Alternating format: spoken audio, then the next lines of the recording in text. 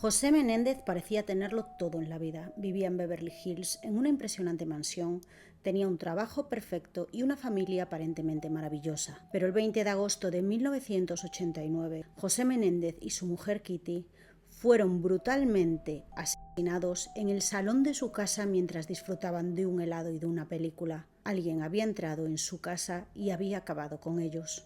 Hora y media más tarde, sus hijos llegaban a casa y se encontraban con una escena dantesca. Hola a todos y bienvenidos a un nuevo vídeo en el canal. Espero que os encontréis muy bien y que estéis preparados para el caso que os traigo hoy y del que seguramente llevéis escuchando hablar las últimas semanas, ya que es el caso de los hermanos Menéndez, que se está haciendo muy popular gracias a la serie que acaba de sacar Netflix sobre el caso, y lo vamos a tratar un poquito más en profundidad y a tocar algunos temas que Netflix no abordó y que están saliendo a la luz en los últimos meses. Estos últimos datos podrían dar un giro inesperado a la vida de los hermanos. Se sabe también que incluso Kim Kardashian los visitó en prisión y dijo que no eran ningunos monstruos, sino que eran dos personas adorables. Os voy a poner en contexto y vamos a hablar primero un poco de la vida de los padres para que veáis cómo fueron sus infancias y su juventud. El padre era José Enrique Menéndez, nacido el 6 de mayo de 1944 en La Habana, Cuba. Era el mediano de 3 hermanos, de una familia muy bien acomodada, ya que su padre era un futbolista muy conocido y su madre una gran nadadora con varias medallas de oro en las espaldas. José era el único niño de la casa, por lo que su madre, además de mimarlo de sobremanera, lo consentía en todo. Y esto hizo que se volviese un niño caprichoso y con actitudes soberbias. A pesar de esto, la infancia de José, al parecer, estuvo marcada por abusos íntimos por parte de su madre. Su padre además era muy estricto y se dice que lo enderezaba de una manera bastante brusca. José se volvió una persona muy competitiva que siempre quería ser el mejor en todo y siempre conseguía lo que se proponía. Se formó en las mejores escuelas y además era un gran deportista que destacaba también en la natación como su madre. Pero cuando José tenía 16 años, llegó a La Habana el régimen de Fidel Castro. Sus padres no querían que viviera bajo este mandato, así que decidieron mandarlo a Estados Unidos para que tuviera un buen futuro y tuviera posibilidades de salir adelante. Ellos se iban a quedar en La Habana porque no querían dejar allí pues todo por lo que habían luchado y que habían construido a lo largo de su vida. Cabe destacar que unos años más tarde acabarían viniendo para Estados Unidos también. Así que con 16 años, José y el novio de una de sus hermanas emigraron a Estados Unidos, concretamente a Pensilvania, a casa de un familiar donde vivían en el ático. José venía de un estatus muy privilegiado y este quería mantenerlo. Llegó allí sin dinero, sin conocimiento del idioma y se tuvo que buscar la vida para salir adelante. Por lo que empezó a esforzarse muchísimo y consiguió una beca en la Universidad de Illinois gracias a las marcas que tenía en natación. Y fue allí donde conocería a Mary Lourdes Anderson, a la que llamaban Kitty. Así que a partir de ahora me voy a referir a ella como Kitty. Kitty sería la futura madre de sus hijos, era una estudiante de último grado, había nacido en 1941 y sus padres se habían divorciado cuando ella era muy joven, ya que el padre era un abusador y esto marcó la infancia de Kitty, provocándole una depresión bastante severa. Cuando entró en la universidad, empezó a presentar algunos programas de radio y esto hizo que fuera ganando confianza en sí misma, llegándose a presentar a algunos concursos de belleza que ganó.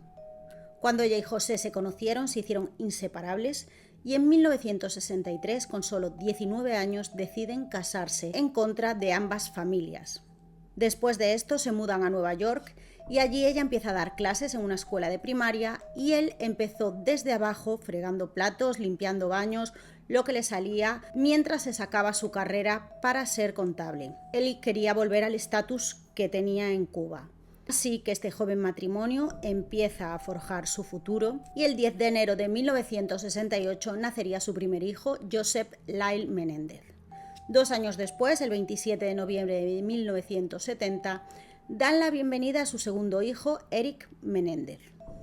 En ese momento deciden que Kitty se ocupe de los niños a tiempo completo, así que deja su trabajo como profesora y José, por su parte, se vuelve un adicto al trabajo. Todo con el fin de conseguir un buen puesto y darle a su familia todo. Lucha por intentar ascender puestos, trabaja día y noche y es así como consigue convertirse en uno de los líderes de la empresa Heard, que se dedicaba a trabajar con grandes artistas.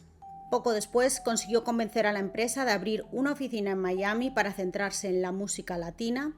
Es así como consiguió un acuerdo con el grupo juvenil Menudo, que se hizo muy popular en ese momento y del que vamos a hacer unas puntualizaciones después bastante importantes. Poco después, la empresa Life Entertainment contrata a José y este consigue salvar una empresa que estaba prácticamente en bancarrota y convertirla en un auténtico éxito.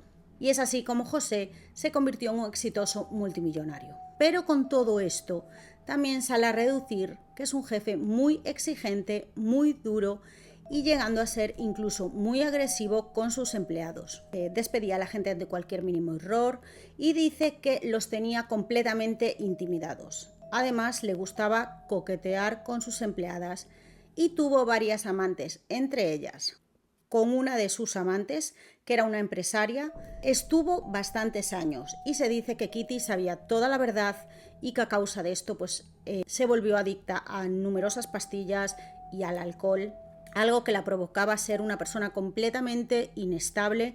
Además, Kitty se empezó a hundir de tal manera que llegó a hablar de quitarse de en medio en varias ocasiones. Se dice que después de volverse tan rico y exitoso, pues José quiso renegar un poco de sus raíces cubanas, que no quería que nadie le hablase de ello ni que supieran de sus orígenes, pero esto no lo tengo del todo claro. Sí que lo he leído en un par de páginas, pero no estoy del 100% segura. Sabemos hasta ahora cómo era José con sus empleados, pero cómo era con sus hijos. José siempre se mostró muy exigente con sus hijos para que fueran los mejores, quería que le diesen honra al nombre, sobre todo se volcó en Lyle, que era el mayor, pero conforme pasaba el tiempo se volvió muchísimo más duro. Quería que siempre estuvieran en primer lugar, absolutamente en todo, los controlaba en todo, le decía lo que tenían que leer, comer, ver, con quién andar, todo. Los tenía absolutamente controlados y esto hizo que los hermanos se uniesen entre ellos muchísimo. En particular, José quería que destacaran en tenis, así que desde que eran muy pequeños los metió en clases particulares, los obligaba a despertarse sobre las 5:30 de la madrugada para que fuesen a entrenar y después tenían que irse al colegio. Y con todo este esfuerzo, evidentemente, empezaron a sobresalir en este deporte, sobre todo Eric.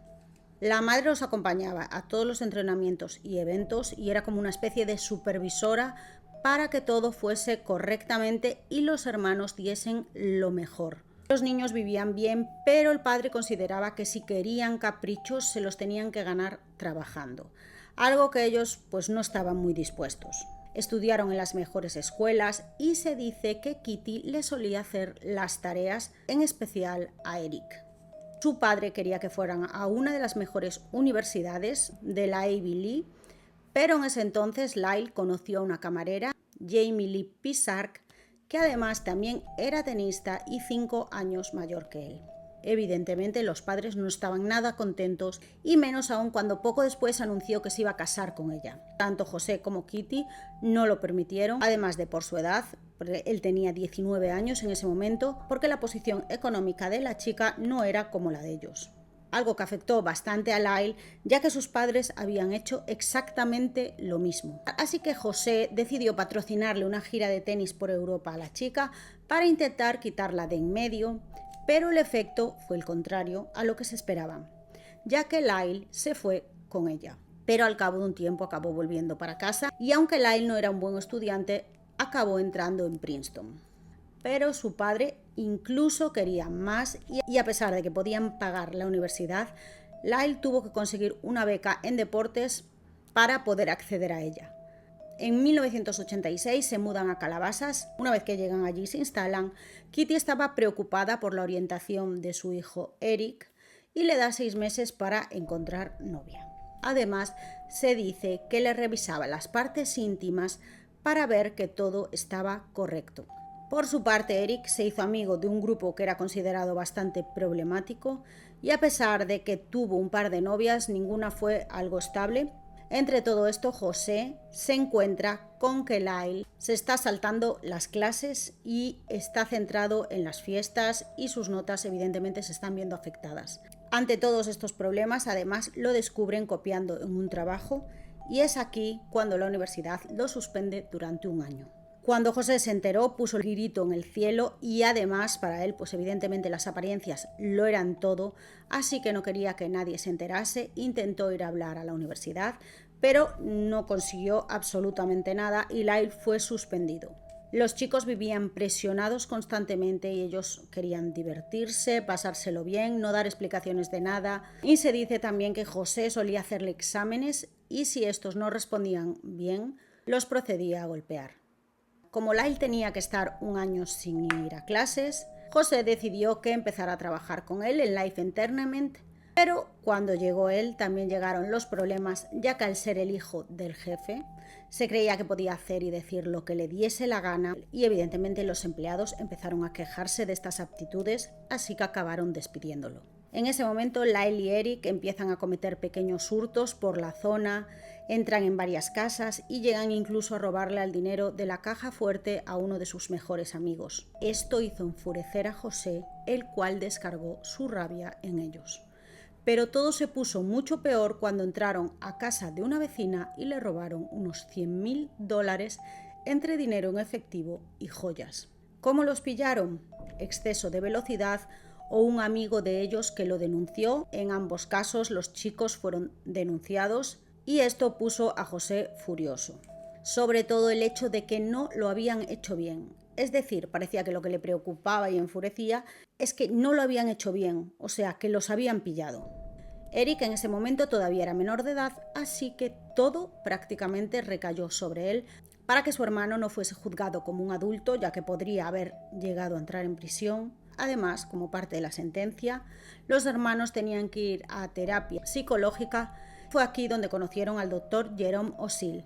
Y quedaros con este nombre porque va a ser crucial en este caso. Tras todo esto, la familia decide mudarse, empezar nuevamente, ya que aunque se habían librado de la cárcel, no se habían librado de ser la comidilla del lugar y todo el mundo estaba hablando de ellos y José no quería estar allí. Así que decidieron comprar una casa en Los Ángeles, concretamente en Beverly Hills, en una zona de muchísimo estatus donde habían vivido muchos artistas famosos. Se dice que la mansión rondaba los $5 millones. Al llegar allí, las malas noticias no paran y es que Lyle había empezado a salir con una chica llamada Christy, que era 9 años mayor que él, algo que a los padres no les gustaba, ya que tenía 30 años y Lyle tenía 21, y en ese momento le comunica que está embarazada.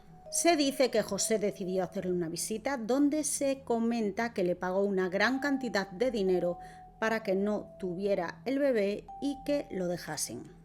Después de ver el comportamiento de sus hijos, José y Kitty pensaron que tal vez amenazándolos con quitarlos del testamento podían conseguir algo y hacerlos despertar, pero la realidad es que la tensión entre la familia era muy grande, llegando a tener varios enfrentamientos muy bruscos entre ellos, a lo que Kitty, después de todas estas tensiones, decide empezar a cerrar con llave su dormitorio y les quitaron las llaves de la casa a los chicos. Llegamos así a un fin de semana antes de los hechos, donde la familia va a hacer una pequeña salida en barco donde iban a ir a pescar tiburones. Además de los 4 miembros de la familia, van 2 tripulantes que afirman que el ambiente se veía muy tenso y que se les veía muy incómodos, que por un lado estaban los padres y por el otro los hijos, como que parecía haber 2 bandos. Vamos a pasar ahora a la noche de los hechos, el 20 de agosto de 1989. Esa tarde los hermanos deciden ir a ver la película Licencia para matar al cine, pero las entradas estaban agotadas, así que se fueron a ver Batman. Al salir decidieron ir a Santa Mónica a una fiesta gastronómica que había y parecía ser un día normal, pero la realidad es que cuando vuelven a casa se encuentran una escena dantesca. Y es que alguien había acabado con sus padres de una forma brutal. Estaban prácticamente irreconocibles. Es aquí cuando Lyle llama al 911 y se escucha a los hermanos completamente desesperados. Se encuentran en estado de shock y después de informar a emergencias, llaman también a Mark Hoffman, el entrenador de tenis, con el que tenían bastante afinidad, y este se fue al domicilio de los hermanos para intentar apoyarlos un poco. Cuando llegó la policía, los hermanos parecían estar completamente destrozados y cuando entraron en casa se encontraron con una escena horrible. La madre había recibido 10 disparos, varios de ellos habían sido en el rostro, así que imaginaros, prácticamente estaba irreconocible. Y el padre también tenía uno en la cabeza y después varios repartidos por el cuerpo, en concreto tenía 6. La madre estaba en el suelo mientras que el padre estaba sentado en el sofá. Ambos estaban viendo una película y de hecho la tele continuaba encendida con la programación que ellos estaban viendo. El robo fue descartado casi al momento ya que no faltaba absolutamente nada de la casa. Y además los hijos explicaron que su padre tenía unas conexiones un tanto dudosas y pensaron que tal vez la mafia estaba involucrada. Se habló también de la posibilidad de que un ex empleado hubiera querido vengarse de alguna forma, pero la realidad es que todo eran teorías. Así que se llevó a cabo una investigación que duraría unos 7 meses. Tras la muerte de sus padres, Lyle y Eric empezaron a gastar grandes sumas de dinero en coches de lujo, viajes, ropa, relojes y otros artículos extravagantes. Se estima que en esos 7 meses gastaron alrededor de $1 millón. Empezaron a comprarse todo lo que siempre habían querido, contrataron al entrenador de tenis a tiempo completo, se alquilaron lujosos apartamentos. La actitud de ellos llamó bastante la atención, ya que parecían estar disfrutando y viviendo la vida en vez de estar con un duelo. Pero evidentemente cada persona lleva el dolor a su manera y puede ser que los hermanos en ese momento se le diera por comprarse todo lo que el padre no les había comprado en ese momento. Pero la realidad es que, aunque aparentemente estaban disfrutando y gastando mucho dinero, Eric, el 31 de octubre, volvió a llamar a su psicólogo, el doctor Jerome Osil, ya que no era capaz de dormir, tenía constantes pesadillas realmente perturbadoras donde acababa desviviéndose. Después de ir a verlo y pasear por Beverly Hills, en la sesión Eric le acaba confesando al doctor Osil que tanto él como su hermano Lyle habían acabado con la vida de sus padres. El psicólogo quedó completamente en shock y le insta a que llame a Lyle para que fuera allí. Eric lo llama, le cuenta y Lyle llega fuera de sí. En este tiempo que tardaba en llegar, Eric le contó todos los detalles del suceso. Y aunque el doctor les aseguró que por su responsabilidad con el paciente no podía contar lo que le contaban, ellos al parecer lo amenazaron. Aún así, siguieron teniendo sesiones con Osil y este las empezó a grabar. La policía, por su parte, continuaba la investigación y se sentían muy presionados porque era Beverly Hills, una zona muy lujosa, que ocurriese algo así y que no hubiera respuestas estaba generando muchísima incertidumbre y muchísimo nerviosismo entre los habitantes. Un antiguo amigo de Eric llamó a la policía y le contó que Eric le había contado el crimen, aunque no se lo había confirmado.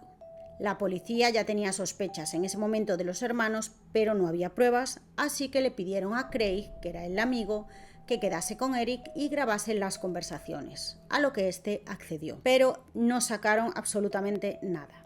La policía ya andaba detrás de ellos, quería cogerlos, pero no había ni una sola prueba que los vinculase. Todo daría un giro el 5 de marzo de 1990, cuando Judalon Smith se presentó en comisaría y contó que era la amante del doctor Osil y que éste le había pedido que escuchase unas grabaciones de la sesión con los hermanos Menéndez, donde ellos hablaban del crimen y además dijo que en una ocasión los escuchó en la consulta gritando. Es así como consiguen una orden de registro por el testimonio de la mujer y Osil tuvo que entregar varias cintas de las confesiones y todos los detalles del crimen. El 8 de marzo de 1990 arrestaron a Lyle, mientras que Eric es arrestado unos días después en el aeropuerto, el día 11 en concreto, cuando volvía de un torneo de tenis de Israel. De hecho, sabiendo que iba a ser arrestado, nada más volver, aprovechó los últimos días y se estiró un poquito más y estuvo gastando bastante dinero. Salió a la luz una confesión de la madre a su psicólogo donde decía tener miedo de que sus hijos fueran unos sociópatas y aunque en las primeras investigaciones no había nada que vinculase a los hermanos con el crimen, finalmente dieron con la compra de las armas a nombre de un amigo de Lyle, con un carnet que le habían robado. Aunque al principio lo negaron, finalmente acabaron realizando una confesión y después de esto varios miembros de la familia dejaron de ir a las audiencias, aunque siempre estuvieron apoyados por sus tías y por su abuela paterna. Se supo que esa noche, sobre las 10, Lyle y Eric entraron en casa completamente armados, se dirigieron a la sala donde estaban sus padres y allí comenzaron a dispararles, llegando a acabar las municiones y saliendo a recargar para rematar a su madre. Tras esto se cambian, se marchan a ver una película, intentar tener una coartada, van al festival de comida en Santa Mónica y es cuando regresan a casa y hacen la llamada. Después del crimen limpiaron todo, condujeron hasta un cañón alejado y arrojaron las escopetas. Después fueron a una gasolinera, se deshicieron de la ropa que estaba manchada y cuando todo esto salió a la luz se formó un grandísimo revuelo mediático. Los hermanos contrataron a su abogada y portavoz Leslie Abramson por aproximadamente $1 millón. Esta defendería a Eric y Lyle fue representada por Jill Lansing y ambas abogadas contrataron a su vez a más abogados para tener un equipo más grande. El juicio de los hermanos Menéndez fue muy mediático, con cobertura televisiva en vivo, y capturó la atención de todo el país. Los hermanos no negaron haber acabado con sus padres, pero su defensa se centró en que lo hicieron en respuesta a años de abuso físico, emocional y sexual por parte de su padre, José. Alegaron que en el momento del crimen temían por sus vidas debido a que la escalada de los abusos había ido a más. Según sus testimonios, todo empezó cuando Lyle tenía solo 6 años y José le empezó a dar masajes al acabar de entrenar, acabando con caricias, y un hecho que además acabó en múltiples actos por parte de su padre, quien llegó a introducirle incluso objetos a su hijo. Con 8 años dejó a Lyle y empezó con Eric, pero con él no pararía hasta que sucedieron los crímenes. Este hecho Lyle no lo sabía y se lo contó poco antes de que sucediera todo. Además, siempre los intimidaba, gritándole por cada cosa que hicieran, les decía cosas horribles. Dicen que la madre además sabía todo, pero que no le importaba, y que los culpaba constantemente de que su vida se había acabado por culpa de ellos. Además, Lyle estaba perdiendo el pelo, lo obligaban a usar peluquín, algo que mantenía absoluto secretismo, ya que su hermano tampoco lo sabía, y este lo llevaba anclado en la cabeza. Durante una discusión con su madre, esta le tiró del pelo, se lo arrancó y esto impactó a los hermanos de una manera muy profunda, y fue cuando también Eric le contó lo que llevaba pasándole con el padre desde hacía años. En el primer juicio hubo testimonios donde se corroboraron estos abusos por parte de familiares de los hermanos. Andy Cano, primo de ambos, contó que Eric a los 13 años le había contado todo lo que su padre le hacía entre lágrimas. Además, durante la audiencia salieron a la luz unas fotos de las partes íntimas de los hermanos que su padre había realizado. Por otra parte, el fiscal aseguró que José Menéndez había cambiado la herencia para no dejarles nada a sus hijos, ya que creía que eran unos consentidos y que no se merecían nada, y argumentó que los crímenes fueron premeditados y motivados por el deseo de heredar la fortuna de sus padres antes de que estos la cambiasen. Además, se centraban en por qué no habían contado esto antes, y es que argumentó que ambos jóvenes tenían miedo y muchísima vergüenza por los actos que sus padres le habían cometido y por ese motivo no quisieron hablar antes. En este punto, el jurado y el público en general estaban divididos. En el primer juicio, que comenzó en 1993, los jurados no pudieron llegar a un veredicto unánime y resultó en un juicio nulo. En un segundo juicio, en 1995, el juez no permitió ni testimonios ni pruebas de los abusos, por lo que solo contaban con sus propios alegatos para defenderse de esto. Y en este segundo juicio, en 1995, ambos fueron condenados y sentenciados a cadena perpetua sin posibilidad de libertad condicional. Aún así, lo que más afectó a los hermanos es que fueron internados en cárceles diferentes, siendo clasificados de máxima seguridad. Ambos presentaron numerosas apelaciones, pero ninguna fue aceptada. Lyle se casó con su novia por correspondencia, Anna Erickson, pero apenas un año después se divorciaron, ya que Lyle continuaba carteándose con otras mujeres, y en noviembre de 2003 se volvió a casar con otra novia por correspondencia, Rebecca Smith, y por su parte Eric se casó en 1999 con Tammy, con la que continúa casado actualmente. y tras 22 años separados, en 2018 finalmente consiguieron que los pusieran en la misma prisión. Se dice que el reencuentro fue completamente emotivo. Ambos hermanos afirman arrepentirse de lo sucedido, pero dicen no perdonar a sus padres por lo que le hicieron, sobre todo hacia su madre, ya que ella sabía todo y que no los protegió.